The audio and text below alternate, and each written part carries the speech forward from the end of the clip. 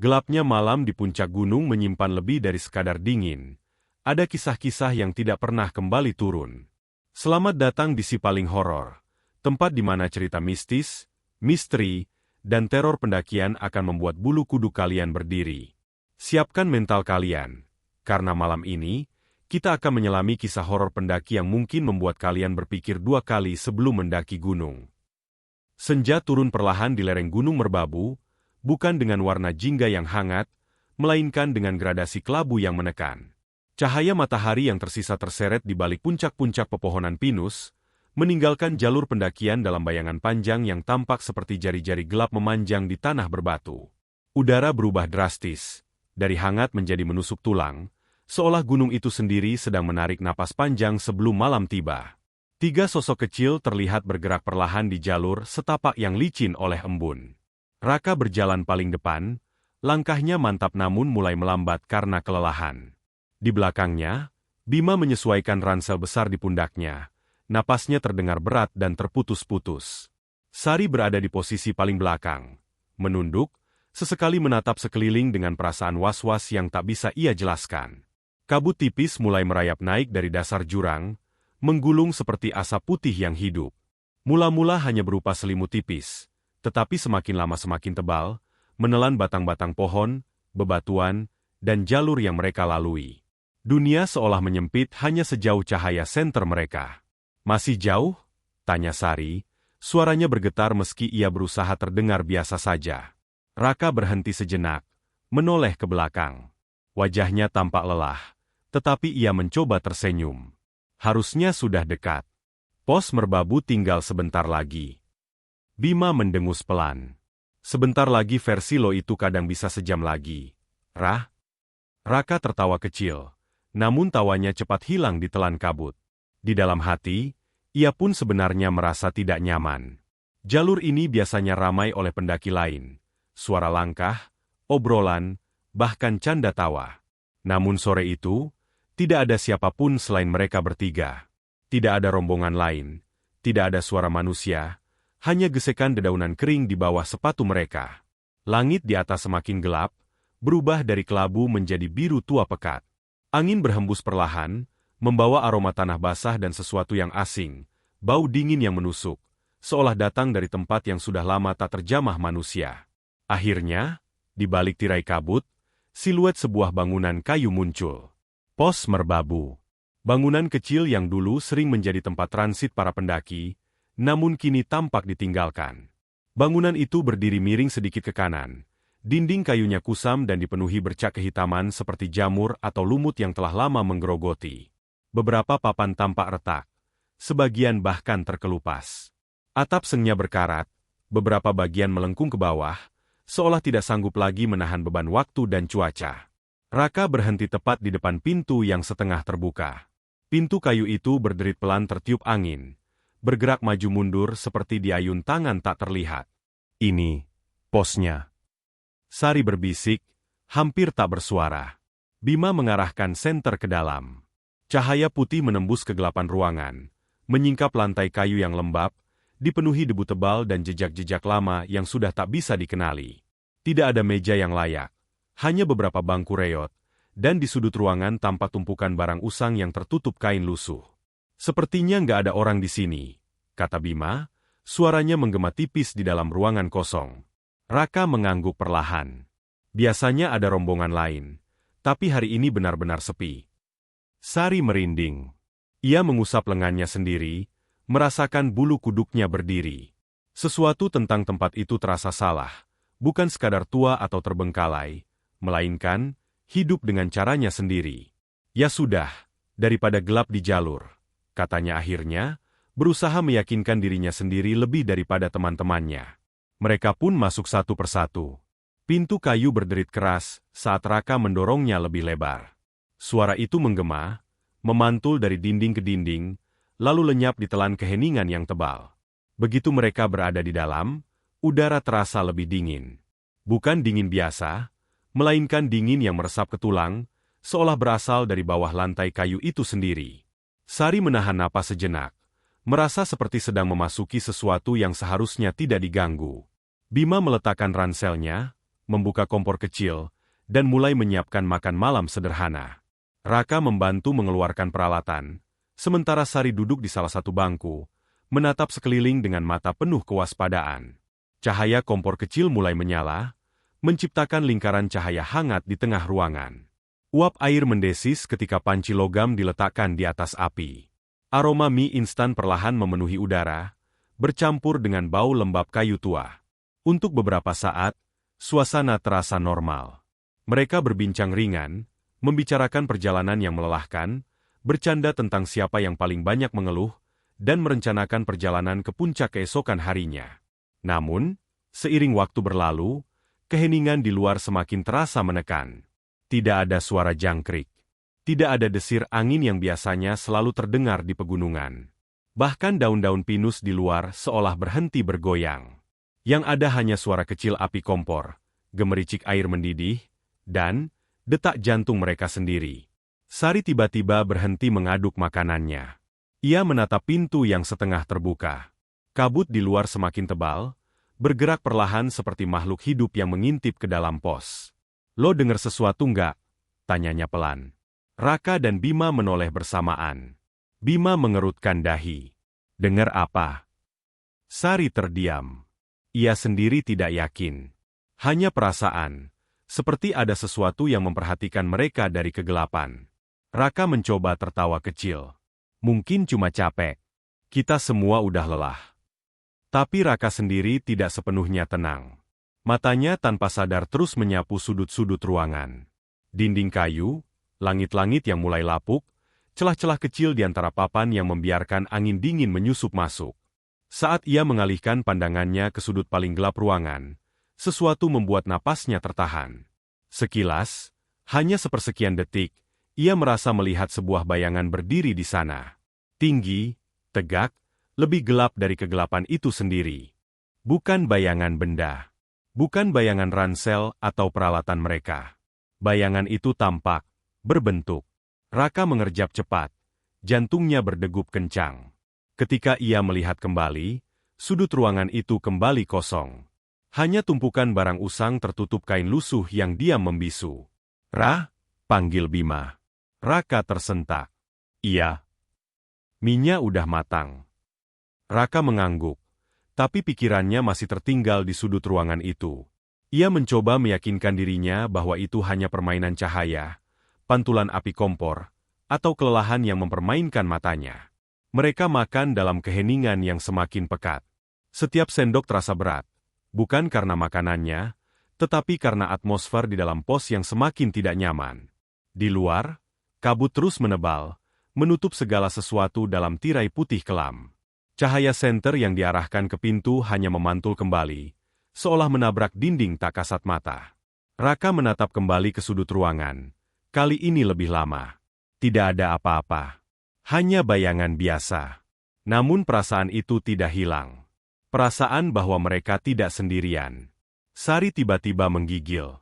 "Kok sunyi banget, ya?" Bima menghela napas.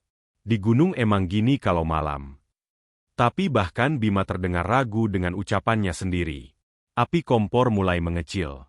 Cahaya di dalam pos meredup, membuat bayangan di dinding bergerak-gerak seperti sosok-sosok yang menari perlahan. Raka berdiri, melangkah perlahan menuju sudut ruangan tempat ia melihat bayangan tadi. Setiap langkahnya membuat papan lantai berderit pelan, memecah keheningan yang mencekam. "Ra, lo mau ngapain?" tanya Sari, suaranya tegang. "Cuma ngecek," jawab Raka tanpa menoleh. Ia berhenti tepat di depan sudut itu. Tumpukan barang usang masih tertutup kain lusuh. Tidak ada tanda-tanda apapun. Raka mengulurkan tangan, ragu-ragu, hampir menyentuh kain itu, lalu menariknya kembali. Tiba-tiba, angin dingin berhembus dari celah dinding, memadamkan api kompor dengan sekali tiup. Kegelapan total menelan ruangan. Dalam gelap itu, Raka merasa jantungnya berdetak begitu keras, hingga ia yakin Bima dan Sari bisa mendengarnya. Dan di tengah kegelapan, sebelum cahaya senter kembali menyala, ia merasa, bukan melihat, tetapi merasakan, sesuatu berdiri tepat di belakangnya. Sangat dekat. Diam. Memperhatikan. Malam sepenuhnya menguasai pos merbabu. Jarum jam kecil yang tergantung miring di dinding kayu berdetak pelan. Suaranya terdengar lebih keras dari seharusnya di tengah keheningan yang nyaris sempurna. Pukul 12.15 malam. Angka itu tampak bercahaya redup di dalam kegelapan, seolah menjadi satu-satunya saksi waktu yang terus berjalan sementara dunia di luar pos seakan berhenti. Kabut di luar semakin pekat, menempel di dinding kayu seperti napas dingin yang tak kasat mata. Dari celah-celah papan, udara malam merembes masuk, membawa hawa yang bukan sekadar dingin, melainkan menusuk, menusup, dan membuat kulit terasa seperti disentuh es. Bima sudah tertidur lelap di atas matras tipis yang mereka gelar di lantai kayu. Napasnya teratur. Meski sesekali ia mengigau pelan, menggerakkan tubuhnya seolah tidak sepenuhnya nyaman. Ranselnya menjadi bantal, jaket tebal menutupi dadanya, dan cahaya senter kecil yang mereka gantung di dinding memantulkan bayangan wajahnya yang tampak damai, kontras dengan suasana mencekam di sekitarnya. Sari berbaring miring, setengah terjaga. Matanya terpejam, tetapi alisnya sesekali berkerut, tanda bahwa tidurnya tidak nyenyak.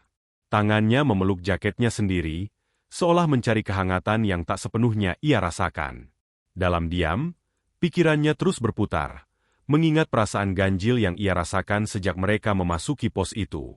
Raka duduk bersandar pada dinding kayu, punggungnya menempel pada papan yang terasa dingin dan sedikit lembab. Ia tidak bisa tidur. Matanya terbuka lebar, menatap kegelapan di depannya, menembus bayangan yang berlapis-lapis. Senter kecil di sampingnya memancarkan cahaya redup, cukup untuk membuat ruangan tidak sepenuhnya gelap, tetapi tidak cukup untuk mengusir rasa takut yang merayap di hatinya. Pikirannya terus kembali ke sudut ruangan tempat ia melihat bayangan itu tadi. Meski ia sudah berulang kali meyakinkan dirinya bahwa itu hanya ilusi, kelelahan, atau permainan cahaya, perasaan tidak nyaman itu tetap melekat. Seolah ada sesuatu yang mengawasinya dari balik dinding, dari bawah lantai, dari dalam kabut di luar. Ia menghela napas pelan, berusaha menenangkan diri. Namun, setiap tarikan napas terasa berat, seolah udara di dalam pos lebih padat daripada biasanya. Jam berdetak lagi. Tik, tok, tik, tok. Tiba-tiba, di tengah keheningan itu, sebuah suara memecah malam. Tap, tap, tap. Suara langkah kaki. Pelan. Teratur. Tidak terburu-buru. Raka langsung menegakkan tubuhnya. Napasnya tertahan di tenggorokan. Matanya melirik arah pintu yang tertutup rapat, lalu ke arah jendela kecil di sisi dinding yang hanya berupa celah sempit di antara papan kayu. Suara itu terdengar dari luar pos. Tap, tap, tap. Seperti seseorang berjalan perlahan di tanah berbatu, mengitari bangunan kayu tempat mereka berlindung. Raka bisa merasakan bulu kuduknya berdiri. Tangannya tanpa sadar menggenggam erat senter di sampingnya. Sari bergerak gelisah di matrasnya. Kelopak matanya bergetar, lalu terbuka perlahan. Ia menoleh ke arah Raka, wajahnya pucat diterpa cahaya redup. "Rak, kamu dengar itu?" bisiknya, nyaris tanpa suara. Raka mengangguk pelan, rahangnya mengeras. Ia tidak berani berbicara, takut suaranya akan bergetar. Tap, tap, tap.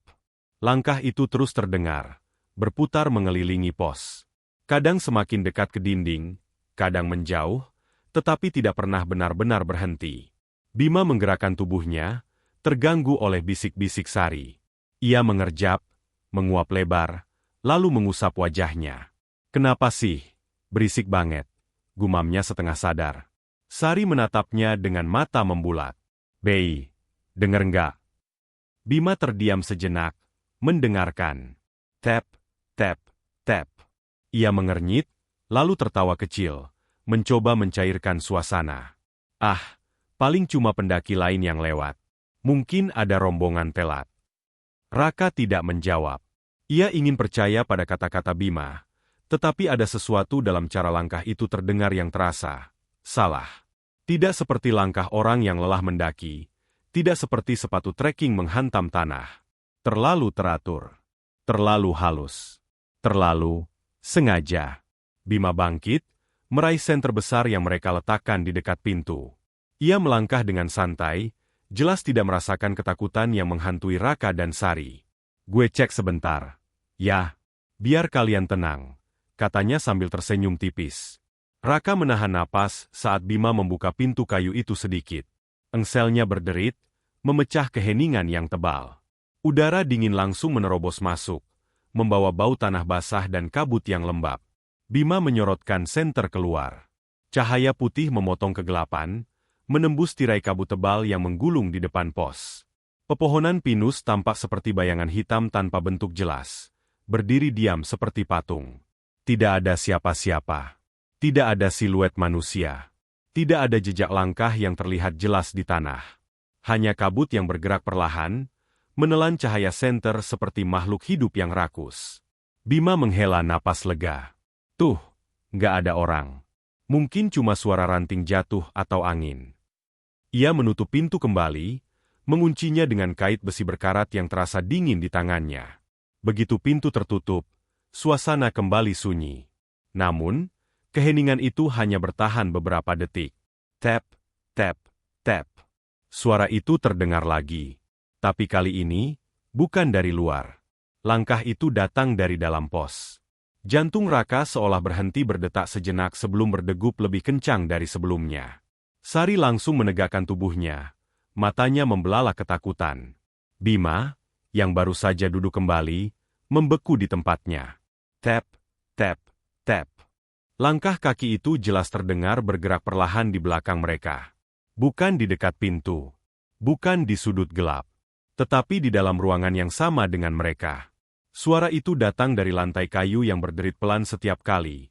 Seseorang melangkah. Raka perlahan menoleh ke belakang. Tangannya gemetar memegang senter. Cahaya redup menyorot ke arah sudut ruangan, menyapu tumpukan barang usang, bangku reot, dan dinding kayu yang dipenuhi bayangan. Tidak ada apa-apa. Tap, tap, tap. Langkah itu bergeser. Kini terdengar lebih dekat ke arah mereka bertiga. Seolah sesuatu itu berjalan melingkar, mengitari tempat mereka berbaring. Sari mencengkeram lengan Raka dengan kuat. Kukunya hampir menembus jaketnya. "Rak, tolong!" bisiknya panik. Bima mencoba tertawa, tetapi suaranya terdengar serak dan tidak meyakinkan. "Oke, ini nggak lucu lagi. Siapapun yang iseng, keluar sekarang." Tidak ada jawaban. Hanya langkah itu yang terus berlanjut. Tap, tap, tap. Raka menyorotkan senter ke lantai. Papan kayu tampak tua dan retak, dipenuhi debu tebal. Namun, tidak ada jejak kaki. Tidak ada bayangan yang bergerak. Tidak ada apapun yang bisa menjelaskan suara itu. Namun, telinganya tidak berbohong. Langkah itu nyata. Terlalu nyata. Bima berdiri perlahan, mengambil senter lain, lalu berjalan hati-hati ke tengah ruangan. Setiap langkahnya membuat lantai berderit, bercampur dengan suara langkah misterius itu, hingga sulit dibedakan mana yang berasal dari dirinya dan mana yang bukan. "Rah, lo dengerkan?" tanya Bima. Suaranya kini bergetar. Raka mengangguk tanpa berbicara. Matanya terus menyapu ruangan dengan waspada. Tap, tap, tap. Suara itu berhenti tepat di belakang Sari. Keheningan yang mengikuti terasa lebih mencekam daripada sebelumnya. Sari menahan napas. Ia bisa merasakan sesuatu di belakangnya. Bukan sentuhan, tetapi kehadiran. Udara di punggungnya terasa lebih dingin, seolah ada bayangan berdiri sangat dekat, begitu dekat hingga hampir menyentuhnya. Perlahan, dengan tangan gemetar, Raka mengarahkan senter ke belakang Sari. Cahaya menyapu lantai kayu yang kosong. Tidak ada siapa-siapa. Namun, saat cahaya itu bergerak sedikit ke atas, tepat di sudut ruangan, Raka kembali melihatnya. Bayangan itu tinggi, tegak, dan lebih gelap dari kegelapan di sekitarnya. Berdiri diam, menatap mereka tanpa wajah, tanpa bentuk yang jelas, hanya siluet hitam pekat yang tampak menyerap cahaya di sekitarnya. Sari menjerit tertahan, hampir pingsan, sementara Bima spontan melangkah mundur, tersandung ransel dan terjatuh ke lantai. Sebelum Raka sempat bereaksi lebih jauh, bayangan itu lenyap, seolah ditelan dinding kayu itu sendiri. Lampu senter kecil di dinding mulai berkedip-kedip, lalu padam. Kegelapan total kembali menyelimuti pos. Di tengah gelap, mereka bertiga bisa mendengar napas masing-masing, berat dan tak teratur. Dan sekali lagi, dalam sunyi yang mencekam itu, langkah kaki terdengar. Tap, tap, tap. Kini bukan mengitari mereka, tetapi berjalan perlahan menjauh, menuju pintu. Lalu berhenti. Beberapa detik berlalu tanpa suara apapun. Tiba-tiba, pintu kayu itu berderit. Bukan didorong. Bukan tertiup angin. Melainkan, dibuka dari luar. Perlahan. Sangat perlahan. Kabut tebal merayap masuk ke dalam pos, seperti tangan putih pucat yang menyusup dari malam. Dan di balik kabut itu, meski mereka tak bisa melihat dengan jelas, mereka tahu. Sesuatu sedang berdiri di ambang pintu, memperhatikan mereka. Kegelapan di dalam pos merbabu terasa berbeda sekarang. Bukan lagi sekadar gelapnya malam di pegunungan, tetapi kegelapan yang seolah memiliki massa, berat, dan kesadaran sendiri. Udara terasa lebih pekat, lebih dingin, seakan setiap tarikan napas menusuk paru-paru seperti pecahan es. Kabut yang merayap masuk dari pintu yang terbuka perlahan bergerak di lantai kayu, menggulung rendah seperti makhluk hidup yang sedang merayap mengintai mangsanya. Raka, Bima, dan Sari berdiri terpaku di tempat mereka masing-masing. Tubuh mereka membeku bukan karena dingin semata, tetapi karena teror yang mencengkeram seluruh indera mereka. Tidak ada yang berani bergerak, bahkan sekadar menggeser kaki. Jantung mereka berdetak keras, begitu kencang hingga terasa memukul tulang rusuk dari dalam. Pintu kayu di depan mereka masih setengah terbuka, berderit pelan seolah digerakkan oleh tangan tak terlihat. Kabut terus masuk, menyelimuti lantai, bangku reot, ransel mereka, hingga perlahan naik menutupi pergelangan kaki. Di luar, pepohonan pinus tampak seperti siluet hitam yang berdiri diam, menyaksikan tanpa suara. Sari berdiri paling dekat dengan sudut ruangan. Tubuhnya bergetar hebat, napasnya tersengal-sengal, matanya membelalak menatap satu titik yang belum sepenuhnya ia sadari. Perlahan, dengan gerakan kaku seperti boneka yang ditarik benang, ia memutar tubuhnya. Saat itulah dunia seolah berhenti berputar. Di sudut ruangan, berdiri sesosok perempuan. Ia tidak berdiri di tengah cahaya. Ia berdiri tepat di batas antara terang dan gelap, seolah sengaja memilih tempat yang paling sulit dilihat dengan jelas. Tubuhnya tegak, kaku, sama sekali tidak bergerak. Pakaiannya tampak seperti pakaian pendaki, jaket gunung lusuh yang sudah pudar warnanya, celana panjang yang kotor dan robek di beberapa bagian, sepatu trekking yang tampak usang dan tertutup lumpur kering. Namun, semua itu terlihat salah. Terlalu tua, terlalu lapuk. Seolah sudah berada di sana selama bertahun-tahun tanpa pernah disentuh waktu. Rambutnya panjang, hitam pekat, terurai ke depan menutupi wajahnya sepenuhnya. Tidak ada helai yang bergerak meski angin dingin bertiup di dalam ruangan. Tidak ada tanda-tanda ia bernapas. Tidak ada suara, tidak ada gerakan. Hanya kehadiran yang begitu kuat hingga memenuhi seluruh ruang. Sari ingin berteriak, tetapi suaranya tersangkut di tenggorokan. Bibirnya terbuka, matanya berkaca-kaca, tetapi yang keluar hanya napas tercekat yang terdengar seperti isakan tertahan. Bima bereaksi paling cepat. Naluri pendaki sekaligus rasa penasaran bercampur dengan ketakutan mendorongnya untuk bergerak. Dengan tangan gemetar, ia mengangkat senter besar yang masih ia genggam dan mengarahkannya ke sudut ruangan itu. Cahaya putih memotong kegelapan, menyapu lantai, dinding, lalu akhirnya mengenai sosok perempuan tersebut. Untuk sepersekian detik, sosok itu tampak jelas. Pakaian lusuhnya, rambut panjangnya yang menutupi wajah, posturnya yang terlalu lurus, terlalu diam, terlalu tidak manusiawi. Lalu, ia menghilang. Bukan menghilang seperti orang yang berlari atau bersembunyi. Ia lenyap begitu saja, seolah cahaya senter telah menghapusnya dari keberadaan. Sudut ruangan itu kembali kosong, hanya menyisakan dinding kayu yang kusam, tumpukan barang usang tertutup kain lusuh, dan bayangan yang kembali menggelap. Bima terhuyung mundur, hampir menjatuhkan senter. Napasnya tersengal, dadanya naik turun dengan cepat. Apa itu? Gumamnya. Suaranya hampir tak terdengar. Sari tidak bisa menjawab. Lututnya terasa lemas. Ia nyaris jatuh jika Raka tidak segera melangkah maju dan menahannya. Tubuhnya gemetar hebat. Air mata mengalir tanpa bisa ia tahan. Raka, meski juga diliputi ketakutan, bereaksi dengan lebih sadar. Ia menarik Sari mendekat, lalu refleks menutup mulutnya dengan telapak tangan agar ia tidak menjerit. Bukan karena ia tidak peduli, Tetapi karena instingnya berteriak bahwa mereka tidak boleh menarik perhatian lebih dari sesuatu yang mungkin masih berada di sekitar mereka. Jangan teriak, bisik Raka dengan suara bergetar tepat di telinga Sari. Sari mengangguk lemah, meski tubuhnya masih bergetar tak terkendali. Keheningan kembali menyelimuti pos. Namun, kali ini bukan keheningan biasa. Keheningan yang terasa seperti tatapan. Seolah ribuan mata tak terlihat sedang memperhatikan setiap gerakan mereka. Bima mengarahkan senter ke seluruh ruangan, menyapu dinding demi dinding, sudut demi sudut. Tidak ada apa-apa. Tidak ada jejak perempuan itu. Tidak ada tanda bahwa ia pernah berdiri di sana selain rasa dingin yang semakin menusuk. Saat cahaya senter menyentuh salah satu dinding kayu di sisi kiri pos, sesuatu membuat Bima terdiam. Sar, lihat ini, katanya pelan, hampir berbisik. Raka mengalihkan perhatian dari Sari dan menoleh ke arah yang ditunjuk Bima. Sari, meski ketakutan, juga perlahan mengangkat kepalanya. Di dinding kayu itu, terukir tulisan. Tulisan yang sebelumnya tidak ada. Bukan ditulis dengan spidol. Bukan dicoret dengan kapur. Tulisan itu tampak seperti diukir langsung ke dalam kayu.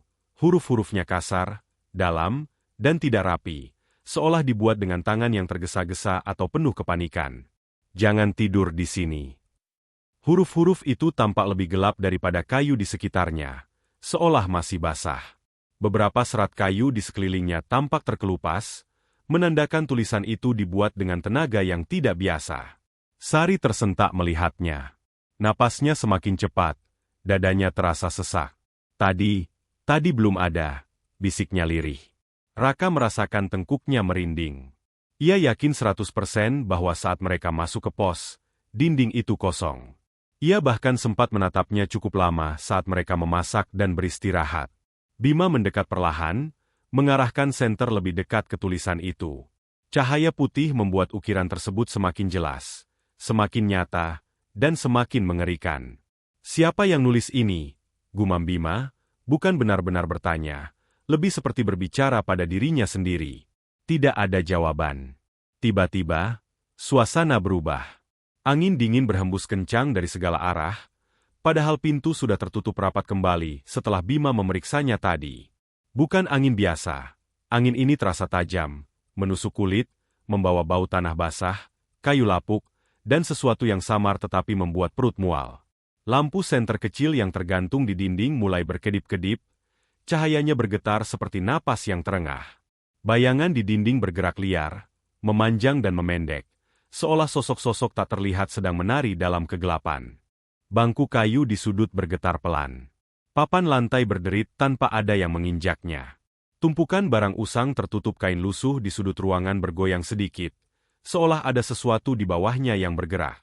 Sari mencengkeram jaket Raka dengan erat. "Rak, aku takut. Aku mau pulang," katanya terbata-bata, air matanya semakin deras. Raka tidak menjawab. Ia sendiri diliputi ketakutan yang hampir melumpuhkan. Namun, ia tahu mereka tidak bisa begitu saja berlari keluar ke dalam kabut pekat malam itu. Bima mundur perlahan, menjauh dari dinding bertulisan itu. Wajahnya pucat, rahangnya mengeras. Kita harus pergi dari sini," katanya dengan suara bergetar. Tiba-tiba, dari sudut ruangan tempat perempuan itu berdiri tadi, terdengar suara. Bukan langkah kaki. Bukan bisikan. Bukan angin. Melainkan suara yang sangat halus, nyaris seperti desahan panjang, rendah, dan dingin, seolah datang dari jauh di dalam tanah. Raka mengarahkan senter ke sudut itu sekali lagi. Tidak ada apa-apa. Namun, rasa dingin di sana terasa jauh lebih kuat, seolah udara di tempat itu lebih padat, lebih berat. Saat cahaya senter bergerak kembali ke dinding bertulisan, mereka bertiga membeku.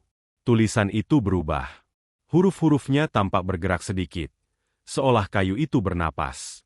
Dan di bawah kalimat, "Jangan tidur di sini," muncul goresan baru, lebih dalam, lebih kasar, seolah diukir saat itu juga oleh sesuatu yang tak terlihat. "Atau kalian tidak akan bangun lagi." Sari menjerit, kali ini benar-benar tak tertahan. Suaranya menggema di dalam pos, memantul dari dinding ke dinding, lalu lenyap di telan keheningan yang kembali mencekam. Angin semakin kencang, mengguncang atap seng hingga berderit keras. Pintu kayu bergetar di bingkainya, seolah sesuatu di luar berusaha masuk. Raka menarik Sari lebih dekat, memeluknya erat. Bima berdiri di tengah ruangan, senter di tangannya bergetar hebat. Dan di tengah teror itu, dari sudut ruangan yang gelap, sosok perempuan itu kembali muncul. Bukan berdiri diam seperti sebelumnya. Kali ini, kepalanya perlahan terangkat.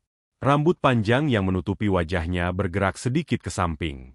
Dalam cahaya senter yang bergetar, mereka melihat sebagian wajahnya. Kulitnya pucat kebiruan, seperti mayat yang telah lama terendam air. Matanya, jika bisa disebut mata, kosong, cekung, dan gelap tanpa pupil. Bibirnya membiru, sedikit terbuka, seolah hendak mengatakan sesuatu tetapi tak mampu mengeluarkan suara. Sosok itu tidak mendekat. Ia hanya berdiri di sana, menatap mereka tanpa berkedip, tanpa bergerak, seolah menguji ketakutan mereka. Angin berhenti tiba-tiba.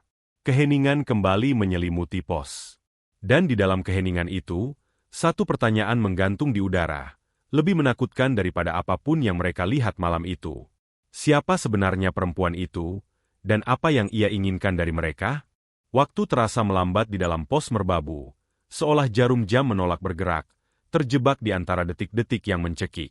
Udara semakin dingin, bukan sekadar dingin pegunungan, melainkan dingin yang berasal dari sesuatu yang tak hidup. Napas Raka, Bima, dan Sari keluar dalam kepulan tipis yang menggantung di udara sebelum perlahan lenyap, seperti kabut kecil yang ditelan kegelapan. Jam dinding tua di sudut ruangan berdetak dengan bunyi yang tidak lagi teratur. Tik, tok, lalu berhenti sejenak, sebelum berdetak lagi dengan nada yang lebih dalam, lebih berat, seolah setiap detik membawa mereka semakin dekat pada sesuatu yang tak ingin mereka hadapi. Lampu senter kecil yang tergantung di dinding memancarkan cahaya temaram, bergetar seperti napas yang hampir padam. Bayangan di dinding bergerak gelisah, memanjang dan memendek tanpa pola yang jelas. Lantai kayu yang lembab terasa semakin dingin di bawah kaki mereka, seolah menyerap panas tubuh mereka sedikit demi sedikit. Sari masih gemetar dalam pelukan Raka. Napasnya tersengal-sengal, air matanya sudah kering namun matanya tetap basah oleh ketakutan yang tak terucap. Bima berdiri tidak jauh dari pintu, senter besar di tangannya bergetar, cahayanya menyapu ruangan tanpa tujuan pasti, seolah ia berharap menemukan sesuatu yang bisa menjelaskan semua keganjilan ini. Meski jauh di lubuk hatinya ia tahu tidak ada penjelasan yang bisa membuatnya tenang. Di sudut ruangan, sosok perempuan berambut panjang itu telah lenyap kembali ke kegelapan. Namun kehadirannya masih terasa begitu nyata, seolah ia hanya bersembunyi di balik bayangan, menunggu momen yang tepat untuk muncul lagi. Di luar, kabut semakin tebal. Bukan lagi seperti tirai putih, melainkan seperti dinding hidup yang mengelilingi pos dari segala arah.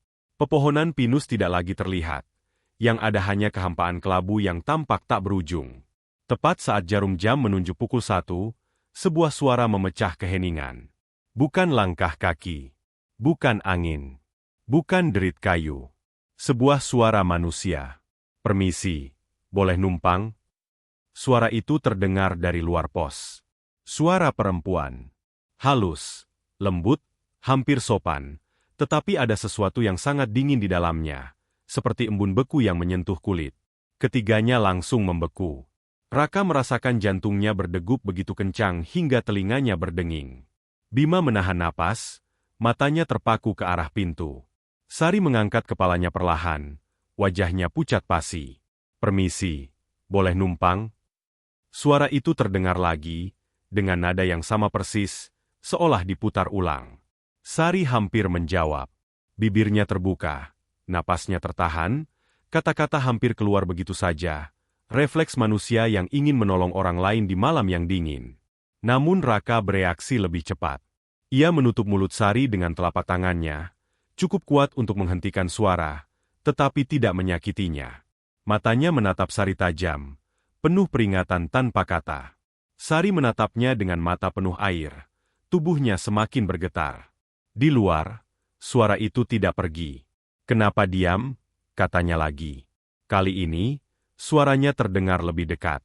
Seolah perempuan itu berdiri tepat di depan pintu kayu, hanya beberapa langkah dari mereka. "Aku kedinginan." Kata-kata itu meluncur pelan, hampir seperti keluhan, tetapi terdengar lebih seperti ancaman yang diselimuti kesopanan. Bima melangkah mundur tanpa sadar, punggungnya hampir menabrak dinding. Tangannya menggenggam senter semakin erat, jari-jarinya memutih karena tekanan. Raka menatap pintu dengan waspada. Pintu kayu itu tertutup rapat, kait besinya masih terpasang, namun terasa rapuh, seolah tidak mampu menahan sesuatu yang benar-benar ingin masuk. Suara itu kembali terdengar, kini nyaris berbisik. "Bolehkah aku masuk?" Bima tidak sanggup menjawab. Namun rasa ingin tahu, atau mungkin ketakutan yang mendorongnya untuk memastikan, membuatnya bergerak perlahan menuju jendela kecil di sisi dinding. Jendela itu hanyalah celah sempit di antara papan kayu, cukup untuk mengintip keluar jika seseorang berani mendekat. Dengan tangan gemetar, Bima mendekatkan wajahnya ke celah itu. Kabut menyelimuti segala sesuatu. Tetapi cahaya senter yang ia arahkan keluar menembus sedikit demi sedikit, memantul pada butiran air yang menggantung di udara. Apa yang ia lihat membuat darahnya terasa membeku di dalam nadinya. Di luar pos, bukan hanya satu orang yang berdiri. Ada banyak. Bayangan-bayangan hitam berdiri mengelilingi bangunan kayu itu dari segala sisi. Mereka tidak bergerak, tidak berbicara. Hanya berdiri diam, membentuk lingkaran yang nyaris sempurna di sekeliling pos. Beberapa tampak seperti pendaki, mengenakan jaket gunung lusuh, ransel tua, sepatu kotor. Yang lain tampak seperti orang biasa, berpakaian sederhana, tetapi semuanya memiliki satu kesamaan. Mereka berdiri terlalu tegak, terlalu diam, dan terlalu tidak hidup.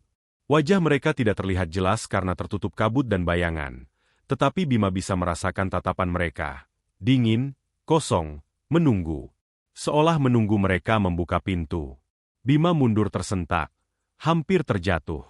Wajahnya pucat, matanya membelalak, bibirnya bergetar tanpa suara. Ada banyak, katanya terbata-bata. Raka menoleh cepat. Banyak apa? Bima tidak bisa menjawab dengan jelas. Ia hanya menunjuk ke arah jendela. Tangannya gemetar hebat. Sari menahan isakannya, semakin meringkuk di dekat Raka.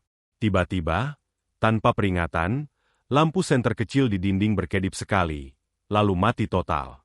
Ruangan langsung tenggelam dalam kegelapan pekat. Pada saat yang sama, kompor kecil yang masih menyala samar padam begitu saja, seolah ada tangan tak terlihat yang meniup apinya. Suhu ruangan turun drastis dalam hitungan detik. Napas mereka semakin terlihat jelas, keluar dalam kepulan putih yang lebih tebal dari sebelumnya. Dingin itu merayap di kulit mereka, menembus jaket, menembus tulang, hingga ke dalam dada. Di luar, angin mulai bertiup lagi, bukan pelan, tetapi kencang dan menderu, mengguncang dinding kayu hingga berderit keras. Atap seng bergetar, memantulkan bunyi gemuruh yang membuat telinga berdenging. Pintu kayu bergetar hebat, seolah sesuatu di luar mencoba mendorongnya, menguji kekuatannya. Di dalam kegelapan total, Raka, Bima, dan Sari tidak bisa melihat apapun. Mereka hanya bisa mendengar dan merasakan. Detak jantung mereka bertalu-talu. Derit kayu, hembusan angin, dan sesuatu yang lain. Bisikan. Sangat dekat. Begitu dekat hingga terasa seperti dihembuskan langsung ke telinga mereka. Di telinga Raka, suara perempuan itu kembali terdengar. Kali ini sangat pelan, sangat intim. "Giliran kalian." Raka terlonjak, napasnya tercekat. Ia berbalik ke kanan, ke kiri, tetapi hanya kegelapan yang menyambutnya. Di telinga Sari, suara yang sama berbisik, lebih lembut, tetapi jauh lebih mengerikan. "Menginap." Sari menutup telinganya dengan kedua tangan, menggigit bibirnya hingga hampir berdarah, tetapi suara itu tetap terdengar, seolah berasal dari dalam kepalanya sendiri. Bima merasakan napas dingin menyentuh lehernya. Suara itu terdengar tepat di belakangnya. "Selamanya." Bima menjerit tertahan, berputar cepat, tetapi tidak ada siapa-siapa di belakangnya, hanya kegelapan yang pekat dan tak berujung. Ketiganya kini berdiri saling berdekatan, saling mencari satu sama lain dalam gelap, tubuh mereka gemetar hebat. Di luar, bayangan-bayangan itu semakin rapat mengelilingi pos. Beberapa mulai bergerak perlahan, mendekat ke dinding, seolah mencoba menembusnya tanpa benar-benar menyentuh. Pintu kayu kembali berderit. Kali ini bukan karena angin. Kait besi yang mengunci pintu bergerak sendiri, perlahan terangkat, mengeluarkan bunyi gesekan logam yang membuat bulu kuduk merinding. Raka berlari ke pintu, mencoba menahan kait itu, tetapi tangannya menembus udara dingin yang terasa seperti es. Kait itu tetap bergerak, terangkat sepenuhnya, lalu jatuh ke lantai dengan bunyi denting yang menggema. Pintu mulai terbuka perlahan. Kabut tebal langsung menyusup masuk, mengalir ke dalam ruangan seperti air yang meluap. Bersamaan dengan itu, hawa dingin semakin menusuk, membuat paru-paru mereka terasa sakit setiap kali bernapas. Di balik kabut, siluet-siluet itu mulai tampak lebih jelas. Banyak sosok berdiri di ambang pintu, wajah mereka masih tertutup bayangan, tetapi tubuh mereka terlihat jelas, kaku, pucat, dan tak bernyawa. Di sudut ruangan, sosok perempuan berambut panjang muncul kembali. Kali ini ia tidak diam. Ia melangkah perlahan ke depan, rambutnya masih menutupi wajah, tubuhnya melayang sedikit di atas lantai tanpa benar-benar menyentuh papan kayu. Sari menjerit, kali ini tak terbendung. Suaranya memecah malam, namun lenyap ditelan kabut dan kegelapan seolah tidak pernah ada. Bima mengarahkan senter besar ke depan, tetapi tidak ada cahaya yang keluar. Baterainya benar-benar mati. Raka memeluk Sari erat, tubuhnya sendiri gemetar tak terkendali. Ia menatap ke arah pintu, ke arah bayangan-bayangan yang semakin mendekat, dan ke arah perempuan di sudut ruangan yang kini berdiri hanya beberapa langkah dari mereka. Suara itu kembali terdengar, bukan lagi sebagai bisikan, tetapi bergema di seluruh ruangan, seolah datang dari dinding, lantai, atap, dan udara itu sendiri. Giliran kalian menginap selamanya. Lantai kayu mulai bergetar. Dinding berderit keras, papan-papan tua bergetar seperti akan runtuh. Udara berputar di dalam ruangan, membawa serpihan debu, potongan kayu lapuk, dan butiran air dari kabut yang masuk. Bayangan-bayangan di luar semakin rapat, tangan-tangan pucat mulai terangkat, seolah menunggu izin untuk masuk. Perempuan berambut panjang itu berhenti tepat di depan mereka. Perlahan, sangat perlahan, ia mengangkat kepalanya. Rambut panjangnya tersibak ke samping. Wajahnya kini terlihat jelas. Kulitnya pucat kebiruan, hampir transparan. Matanya kosong, cekung, tanpa kehidupan. Mulutnya terbuka sedikit, tetapi bukan untuk berbicara, melainkan untuk tersenyum. Senyuman yang tidak manusiawi. Senyuman yang tidak mengenal belas kasihan. Di saat itu, Raka menyadari sesuatu dengan ngeri. Tulisan di dinding, "Jangan tidur di sini," bukanlah peringatan bagi mereka. Itu adalah aturan. Dan mereka sudah melanggarnya. Lampu di luar yang tidak pernah ada mulai tampak. Bukan cahaya hangat, melainkan cahaya pucat yang memancar dari kabut, menerangi puluhan, mungkin ratusan sosok yang mengelilingi pos. Mereka bukan pendaki yang tersesat. Mereka adalah penghuni sebenarnya dari tempat ini. Penjaga yang tak pernah pergi. Penunggu yang tak pernah tidur. Dan malam ini, mereka menginginkan tamu baru. Raka memejamkan mata, memeluk Sari semakin erat, sementara Bima berdiri kaku di samping mereka, tak mampu bergerak. Di ambang pintu, kabut menelan segalanya. Dan di dalam keheningan terakhir sebelum kegelapan total, suara itu bergema sekali lagi, lebih dekat, lebih nyata, lebih menakutkan dari sebelumnya. Selamat datang di rumah kami. Fajar datang tanpa kemegahan. Tidak ada semburat jingga dramatis yang menembus puncak merbabu, tidak ada garis cahaya keemasan yang mengusir kegelapan malam secara tiba-tiba. Pagi merayap masuk dengan cara yang nyaris malu-malu, perlahan, senyap, dan nyaris tak terasa, seperti tamu yang datang tanpa diundang namun juga tanpa permisi. Kabut yang semalam menggulung tebal di sekitar pos merbabu mulai menipis sedikit demi sedikit.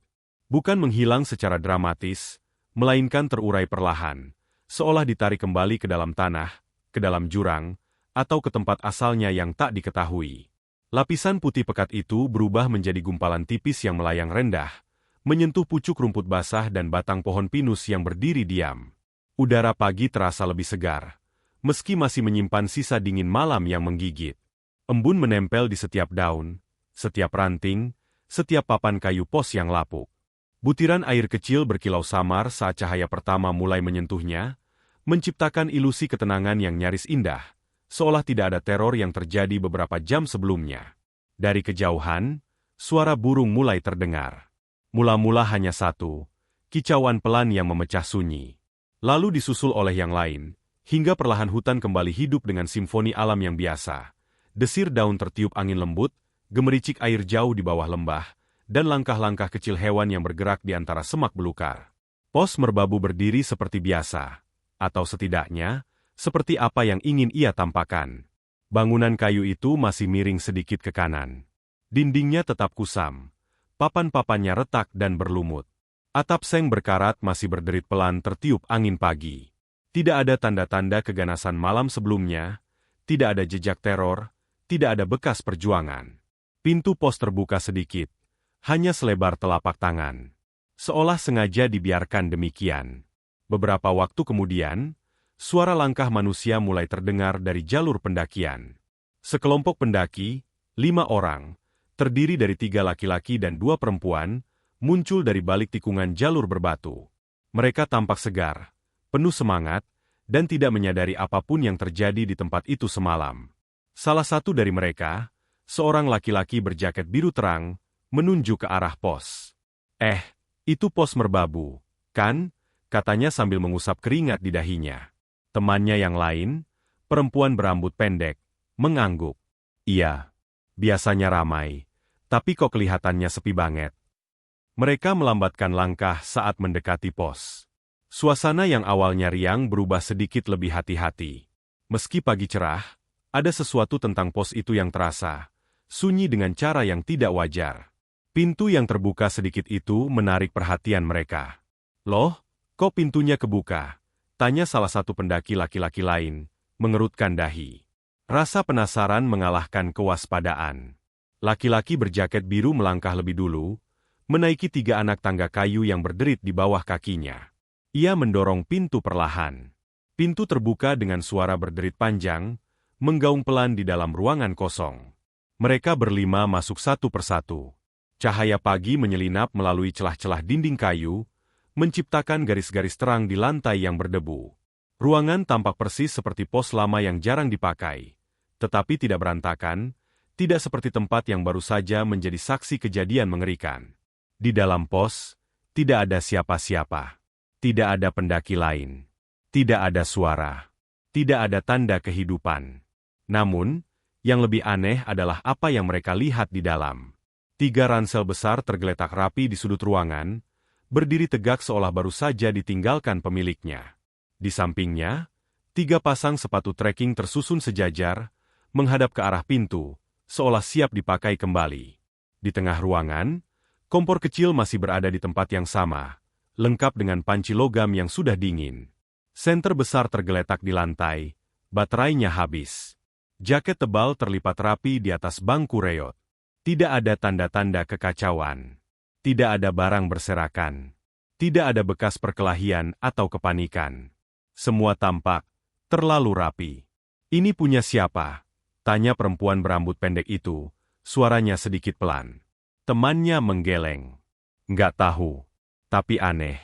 Masa ditinggal gitu aja? Salah satu pendaki lain berjongkok, memeriksa ransel. Isinya masih lengkap. Tenda, matras, makanan, semua ada. Mereka saling berpandangan, mulai merasa tidak nyaman. Jangan-jangan mereka turun lebih pagi, kata salah satu dari mereka, mencoba mencari alasan logis.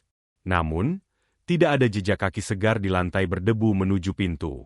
Tidak ada tanda bahwa siapapun baru saja pergi. Salah satu pendaki mengarahkan senter, yang ternyata masih menyala redup, ke dinding kayu di sisi kiri pos. Ia terdiam. Yang lain mengikuti pandangannya. Di sana, terukir tulisan baru, jelas dan dalam, seolah dibuat dengan tenaga besar semalam. 3 sudah tinggal. Masih butuh tamu berikutnya. Huruf-huruf itu tampak lebih gelap daripada kayu di sekitarnya, seolah masih basah. Serat-serat kayu di tepinya terkelupas, menandakan ukiran itu bukan sekadar coretan iseng. Salah satu pendaki mundur selangkah, wajahnya memucat. Ini, apa maksudnya? Perempuan berambut pendek itu merasakan bulu kuduknya berdiri. Udara di dalam pos tiba-tiba terasa lebih dingin, meski matahari pagi sudah mulai meninggi.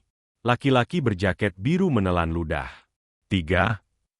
3 siapa? Mereka teringat pada 3 ransel, 3 pasang sepatu, 3 jaket. 3 pendaki yang barang-barangnya masih ada, tetapi orangnya tidak. Keheningan yang berat menggantung di udara.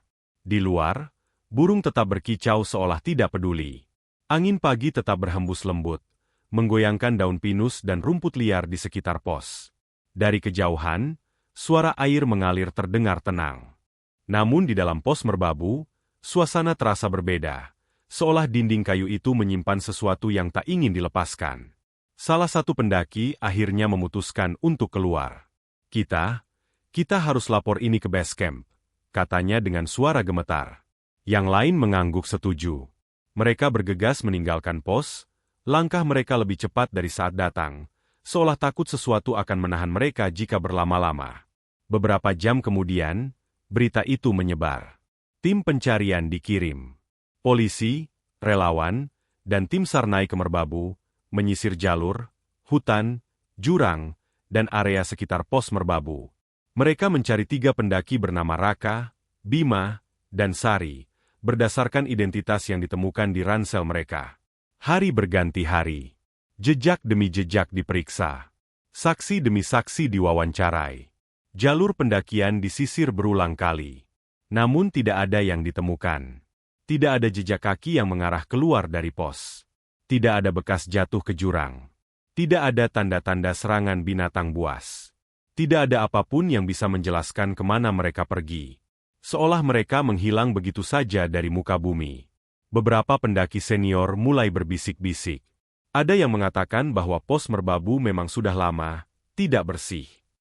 Ada cerita lama tentang pendaki yang tersesat, tentang suara langkah di tengah malam, tentang bayangan perempuan berambut panjang yang berdiri di sudut ruangan.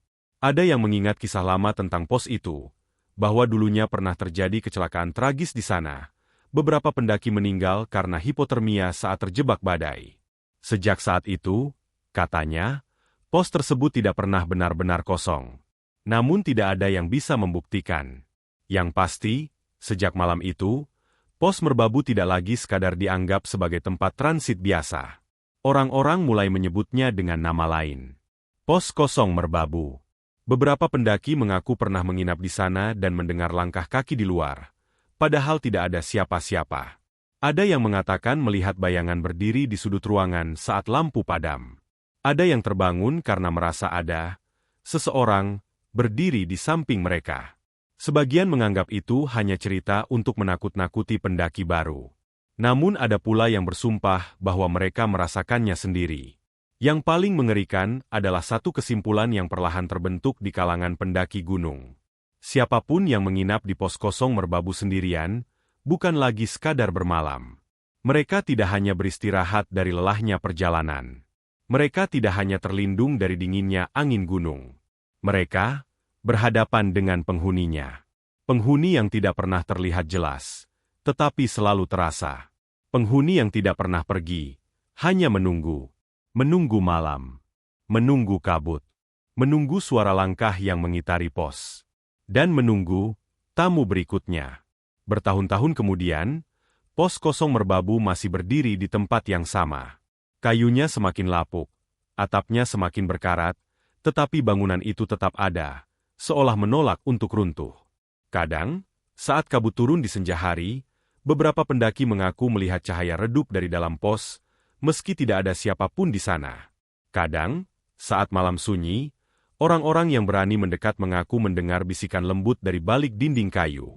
Dan di suatu pagi yang cerah, jika seseorang berani masuk ke dalam pos itu sendirian, mereka mungkin akan melihatnya lagi. Tulisan terukir di dinding, berubah sedikit demi sedikit, seolah mengikuti jumlah orang yang tinggal di sana. 3 sudah tinggal. Mungkin suatu hari, jumlah itu akan bertambah. 4, 5, 6, dan seterusnya. Sampai pos kosong Merbabu benar-benar tidak lagi kosong, karena penuh dengan mereka yang tidak pernah bisa pergi.